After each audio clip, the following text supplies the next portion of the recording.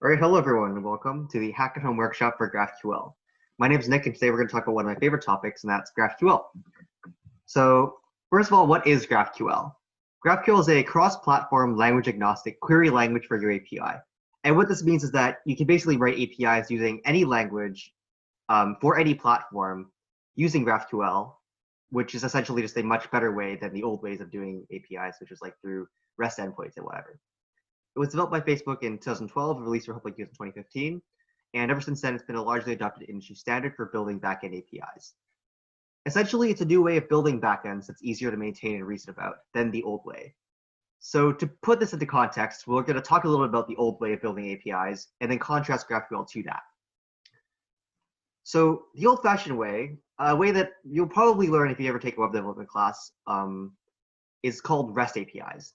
And REST, which stands for representational state transfer, was like the standard way to construct backend web APIs. An application using a RESTful API will define like unique URL endpoints for each kind of data access. And these endpoints can take a variety of requests, such as get, post, put, or delete requests, which respond with and manipulate data on backend accordingly. So for example, I would have a website like, I don't know, dogs.com, and there'd be certain endpoints like dogs/ID, and I would send requests to that endpoint and get certain data back. And the data that I would get back from each endpoint would be the same every time. So say dog/ID/whatever the dog ID is would get me like the name, height, and weight of that dog. Every single time I send an ID to that endpoint, I will always get those three attributes, nothing more, nothing less. So this is sort of like an example for full stack and brown. For example, like I wanted to get all the projects. I would send a get request to this endpoint, www.fullstackandbrown.com/projects, and it will respond with a list of all projects, which includes a project ID, name, and an array of all the member IDs that are assigned to that project. Or perhaps I want to send a get request to the www.members, which responds with a list of all the members, which just includes member ID, the name, and the member shoe size. Already you can start to see some inefficiencies if you want to get certain kinds of data. For example, what if I wanted the names of all the members in a given project? I would have to make one request to a certain project to get all the members, and then have to go through each member in the members array to try and get all of their names. What if I didn't want the project name in my response? What if I was like looking for all the project IDs or all the project member IDs, but I didn't necessarily want the names of all the projects because I thought that was too much information? Or for example, what if I wanted to change my API without breaking old functionality? Because if you were to add something new to this members array, maybe that would change the size of it. Maybe it would add a new attribute that wasn't expected. And now everybody using your API has to change the way that they interact with your data in a way that is not really resilient to change, which is not something we want. So we've already identified a few problems with REST APIs, and I want to go through a couple more. With REST APIs, you tend to have a lot of endpoints. And as time goes on, your company will grow, your project will grow, and you'll end up having like an incredibly unmanageable number of endpoints. For example, it's easy to just add an endpoint for different kind of data, but it's not necessarily easy to like document all of them. And eventually you'll end up having like way too many to manage. And it's very easy to end up losing them, very easy to end up having them mixed up, especially when the data isn't very easy to reason about. As we'll see with GraphQL, it's a lot easier. Moreover, it's, as we saw, you have to take multiple requests to make like complicated tasks feasible. So if you wanted to stitch together different kinds of data, if you wanted to get more data than like one kind, or if you needed data in a different shape, REST APIs don't really let you do that very easily. Moreover, sometimes you get extra data. Maybe you don't want all the data that an endpoint gives you, or you need more data. Like the shape of the response is very static, which makes things very hard to work around. And REST APIs can be hard to test and debug because you have to use a service like, say, Postman, where you have to send HTTP requests, which can be very, very, very messy with authentication issues or whatever. So now we introduce GraphQL. And essentially, GraphQL fixes a lot of these problems that we talked about before with a very simple, not very simple, but a very interesting and unique abstraction over the API like layer. Essentially, what GraphQL does is it exposes all of the API through one endpoint. And what you send to that endpoint determines what happens on the server and what you get back. Similar to like how SQL lets you send query strings to like their database and you get certain data back, that's how GraphQL sort of works. It's a query language for getting API data from your backend. It lets you declare the shape of the data you want back, making it really easy to use and debug. And it lets you interact with data as if it were a graph. So that example earlier with the members and the shoe sizes of the names, you can actually like interact with that data as though like it were all connected, as if they weren't at different endpoints.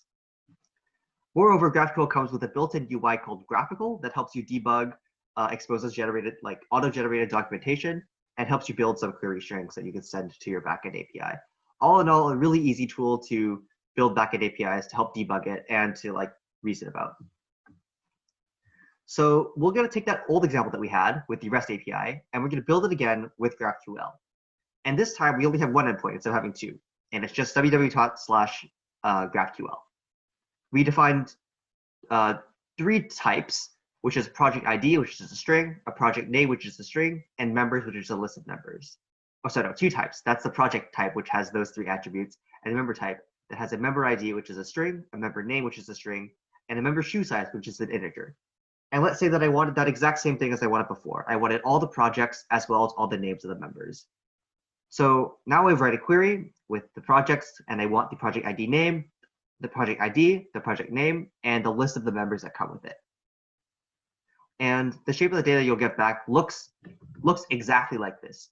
You'll get a list of projects with the ID, the name, and the members inside of it. One detail that I overlooked when making these slides is that you actually have to define the attributes on the members that you want. So you would actually have to write member ID or member name or shoe size to get like to specify which member attributes you want. But we're going to work through that example later on in the actual code, so no need to worry about that here. So I mentioned earlier that GraphQL is language agnostic, and that means that you can use pretty much any language you want to build a GraphQL API. You can use Python, JavaScript, Java, Go, Julia, Kotlin, R, Rust, Scala, ReasonML, and even more. They have a framework for almost any language you can think of, which is incredible. So, which makes it really easy to integrate GraphQL into a wide variety of projects. We will be using JavaScript and a framework called Apollo to build our GraphQL API. Apollo is just a really easy way to build GraphQL APIs in JavaScript without having to do a lot of the other overhead setup. But of course, GraphQL being language agnostic means that you can use almost any language. So feel free to follow along any language you want, or when you begin exploring GraphQL, feel free to use any language you want in your future endeavors. A couple notes before we go into some setup and code.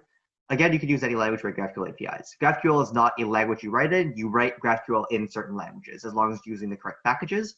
So yeah, feel free to use whatever language you want in the future.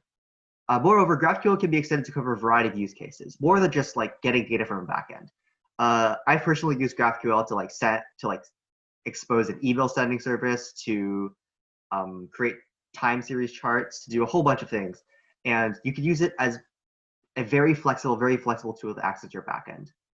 And especially as a microservice, it's often used in the industry as a backend, which is really, really going to be useful in the future, when I really do think that most people will end up running into GraphQL in some form or another.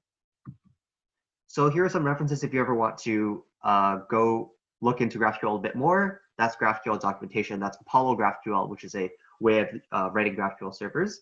But without further ado, let's jump into the code. But first, a little bit of setup. So before you get started on actually writing any code, there are a couple things you need to do. First, you need to download node.js. What node.js will let you do is basically run a JavaScript environment in basically on your computer. It's just a runtime, and it'll come packaged with npm, which is Node Package Manager, that allows you to manage packages for JavaScript applications, which is essential for what we're going to be doing.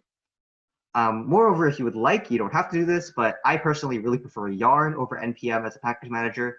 To install Yarn, you use npm, so you use npm to install Yarn, but then you can use Yarn over again.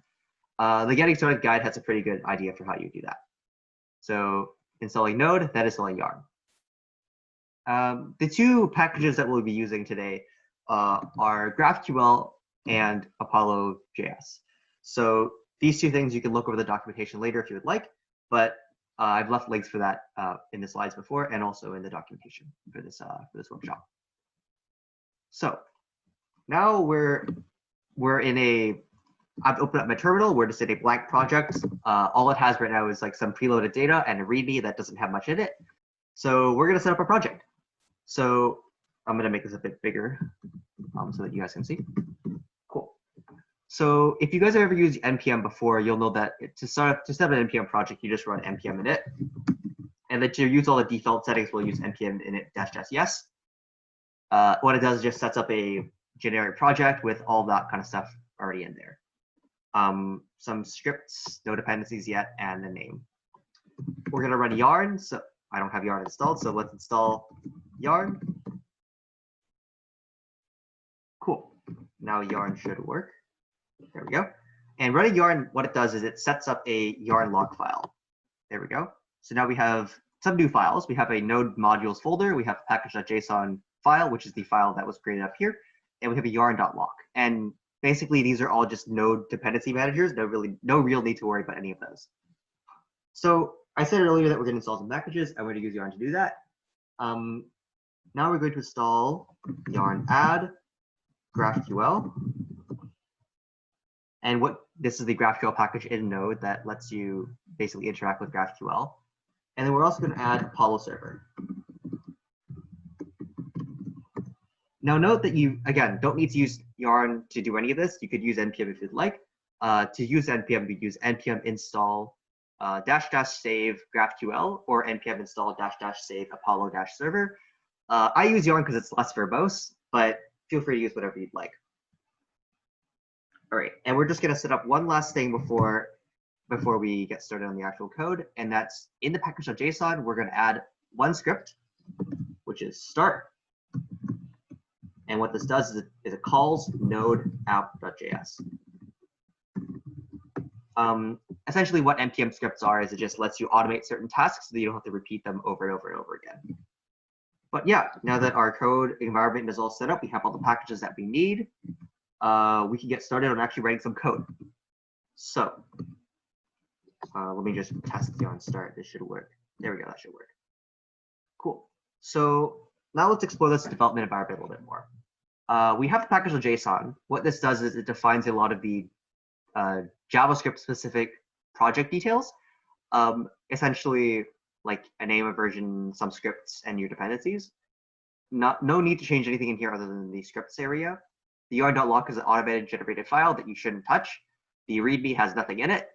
And the only real file that's pertinent to our workshop is the data.js file. What this is it's a file of preloaded data that we'll be using instead of a database to sort of test and use our API. You'll notice that we are having a space-themed project. So we have 4 astronauts, the names of which are from an iconic TV series, and 3 missions, the names of which are 3 iconic tarot cards. You'll notice that the missions have an ID for the mission, a name for the mission, and the astronaut IDs that are assigned to that mission. And the astronauts have an ID, which correspond to these IDs, a name, and a height. Notably, notice that the mission's astronauts field does not contain any information about the astronauts except the ID, which means that this essentially works as like a key to accessing this data, which will be very important later. So let's start writing our API. So we'll start by making a file called app.js.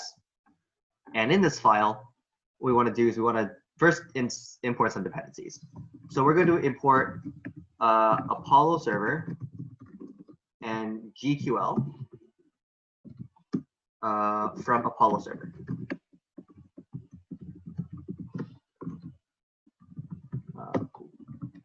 And we're going to import missions and astronauts from the data file that we have here. Cool. So that's all set up. We're just going to set up a basic server. Hold on, I'll fix this. We're going to define a server and make a new Apollo server with, and 2 things we'll define later, type defs and resolvers. Now that we've defined the server, we can call the server. So listen on some port, and then once it's done, we'll take the URL and, okay, one more parentheses right there. And then console.log server up at URL. Cool, there we go. And then we'll just close off these last parameters. Cool. So what have we done so far? What we've done is we've created a server with two parameters of type def, definitions, and resolvers, which we're going to define in a little bit. And then we start listening to that server. The server will be up at this URL, which is fine and dandy. So just as that server will run, we're going to define two empty constants. So type defs equals GQL just blank, and then resolvers equals this. Cool. And just sort of like have a skeleton working so that it works for sure. No need to worry about this. I'm literally just setting up the most bare bones of skeletons, but there we go. Cool. And this is sort of like what a lot of GraphQL APIs will end up looking like. You'll have some type definitions, some resolvers, which we're going to talk about in a little bit. We're going to define a server, and we're going to listen to that server. Type definitions is what it sounds like. You're essentially defining the kind of types that your GraphQL API will expose. Resolvers essentially defines how you get that data, and it is essentially it's just how you define how you get your data. So let's go here and let's test to see if our thing actually works by using yarn_start. It doesn't. Cool. The error was because when you define something in resolvers, you have to divide it in the type definitions. My bad. So now that this is what our app.js looks like, running it in the terminal, yarn_start sets the server at localhost 4000, and when we go to localhost 4000, you get this sort of playground. This playground, sometimes the Apollo server one looks like this. There's another one called Graphical that is also really easy to use, but essentially it auto-generates documentation on what the schema looks like or what the data looks like, and also defines all the types that exist on this GraphQL API. You can write queries into this sort of area. So say I wanted like all the missions and then like their IDs. This is a super easy way of testing and debugging your backend, which is super essential for when you're creating things and you want to create them quickly. So yeah, now that we've confirmed that our server is actually working, that our dependencies are set up correctly, let's terminate the server and go back and run some code. So you'll notice here that I defined something called a type. And what I want to go back and do is I want to define all the types that we're going to be using for the first part of our project. And first, I want to define an astronaut. So what is an astronaut? Well, if we look back into our data that I'm just going to pull to the right here, an astronaut has an ID, which is an integer. This exclamation mark means that this value is guaranteed to return. So you would put it whenever it's something that will never be null. Let's say like, in this case, that isn't true, but let's say an astronaut could have no name or could have no height. Perhaps that information is just not available. In that case, you would not put this exclamation mark. We also know that these have a name, which is a string. And lastly, they have a height, which is also an integer. Yeah. However, like again, height might not be there. Maybe we add more astronauts that they don't have height, so we're going to leave height off, not a mandatory field. Cool. So that's our astronaut type. In order for anything to work in GraphQL, the most essential type you need to define is the query type. And what the query type is it defines all of the operations that you can make on your backend API. So we're going to define type query. And so far, we're going to say astronauts, which is of type astronaut. What this means is that you can take astronauts and you can return all of the astronauts. The square brackets around this means that it's an array of values. So by taking an array of astronaut values, you're essentially returning like a list of astronauts. Cool. Lastly, what we want to do is we want to define a query resolver for this query type. So what we're going to do is we're going to say, okay, for each one of these, we need to define a field. We're going to define astronauts, which is just a lambda function that returns astronauts. What this essentially says is that when you call astronauts from the type, when you type this into GraphQL, this function will be called, and you'll return the value that is returned by this function. This function just takes no parameters, and it just returns astronauts, which we imported from the data over here. Cool. So why don't we test this out? Start. server's up at localhost 4000. Do a quick refresh. And what we're going to do is we're going to go astronauts. And I want the ID, I want the name, and I want the height of each astronaut. And let me just check the documentation to make sure this will work. Cool. We hit play, and bada bing, bada boom, we get our astronauts. So here we have an astronauts. We have Jonathan, we have a couple others, and we have all the data that we had from our backend right over here exposed through GraphQL. The magic comes in when you start changing the shape of this data. So let's say I wanted just the ID and the name. So I'll just only get the ID and the name. Say I only want the name. Bada bing, bada boom. Say I want nothing. This will not work, I'm pretty sure. Yeah, it'll say it doesn't. It won't compile.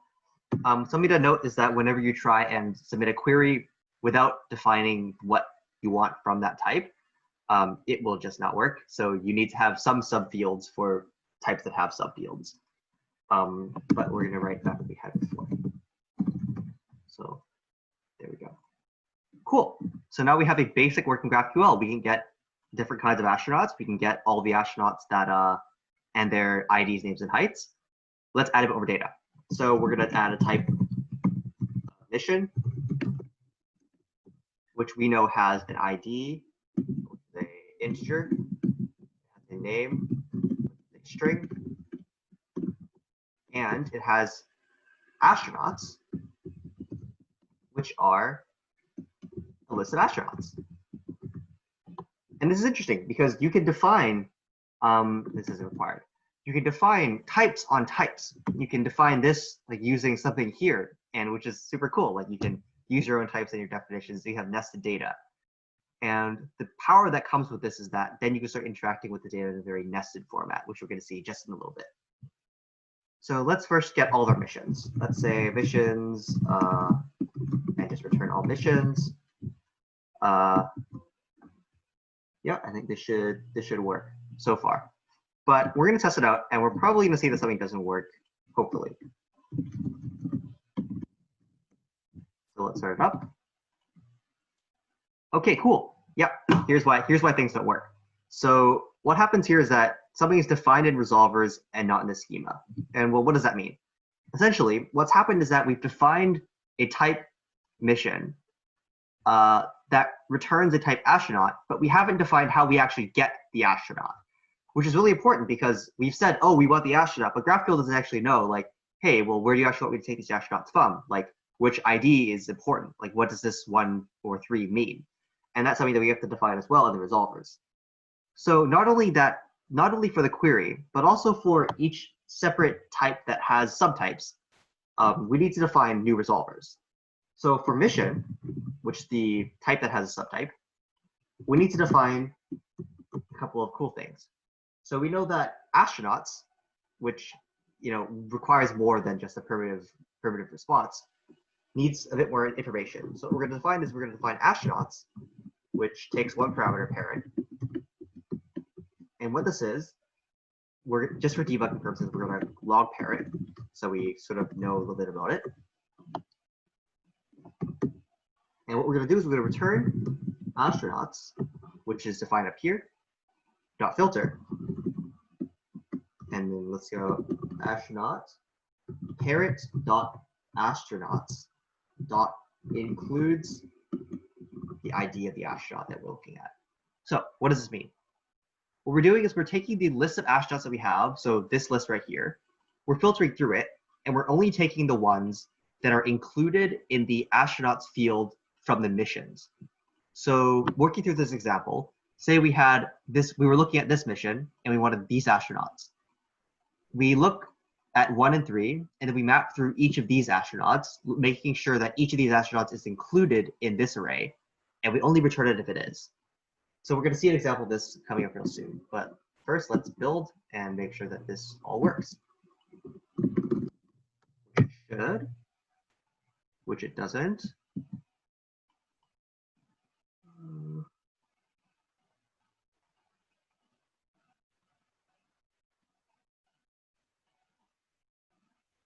Oh, right. I didn't add it here. Type missions, mission. Cool, now server should be up. So refreshing it and checking. Cool, that old functionality is still working. And now we're going to look at missions. So we know the missions have an ID and a name, so let's test that first. Look, we can get all of the missions IDs and names. But now comes the moment of truth. Did we actually manage to get any information from the astronauts? So let's say astronauts, and let's say for each astronaut we want just the ID, because that's the information that we can see. And bada bing, bada boom. We get the astronauts and their respective IDs. This isn't so interesting so far. All you're getting is like, so the ID is already in here. So we're getting 1 and 3, 2 and 3, and 4. But what happens when we want more information than just the ID from the astronauts? Say we want the name of the astronaut or the height of the astronaut. Well, you can get the information now too. And already we can already start to see with just this basic, like this basic one file server, a huge improvement over the old REST API way of doing things. Just using REST API, you would have to make multiple requests, mapping over those requests just to get this kind of data. And using GraphQL, this kind of data comes a lot more naturally, and it comes a lot more easily, just by defining type, the shape of the data you want, and getting that immediately. Super, super useful, super, super helpful. But cool, now that we're able to get that information from there, now let's look at getting more specific information. Let's say I wanted to just get one astronaut or one mission from the ID of that mission or astronaut. Let's say I didn't want all of the missions or all of the astronauts. I just wanted to get like just one of them. And that's something that we can do as well. What we want to do is we want to define a new query type, which is just mission, which takes 4 parameters: parent, args, context, and info. We're only going to use one of them, but just for reference, these are the types that you can read about more in the documentation.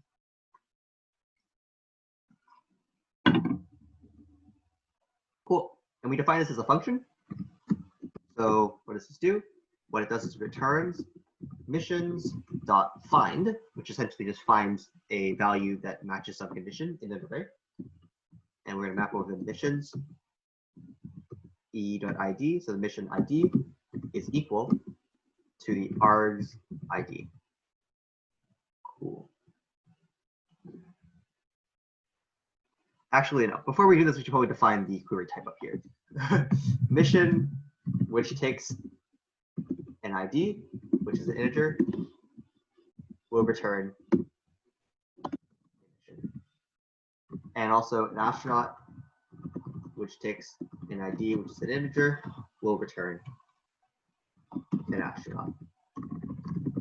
So what happens here is that we've defined a new type in our query, which allows us to get the information from the actual resolver, which is, you need to do that, otherwise you can't really use the resolvers.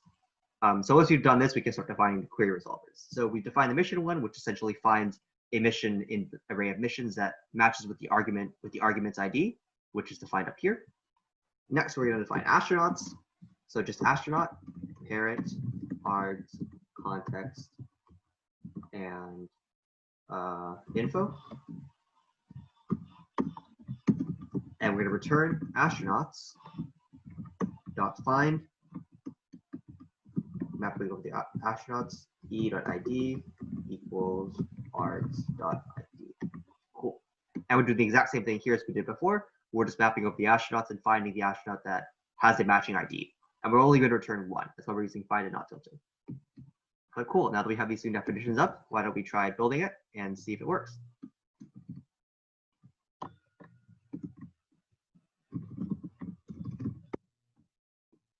Cool. So it's up, server's up. Going to refresh the page. And making sure the old functionality works. All of this seems to be working. And then just testing the astronauts as well. This also seems to be working, which is good. What we were trying to do was we were trying to find an astronaut with a given ID. So we have all the astronauts. Let's say we wanted ID 3. Let's take one astronaut with an ID of 3, and we want the ID and the name and the height of that astronaut. And this is the response that we're expecting. And looky, it works, which is pretty cool. Now you can get data from using some parameters, and passing those parameters in, you can get some pretty cool information from there. Let's try a different ID, just to make sure that the result is different, it is. And we're going to also do the same with mission. So mission has ID, name, do that first. Cool. So we get stars, or we get magician. Why don't we try looking at all the astronauts that come from this mission? Looking at the astronaut ID, name, and height. And bada bing, bada boom, we can get that information too. And the reason we're able to do that is because we defined in the in the mission type, this astronaut field.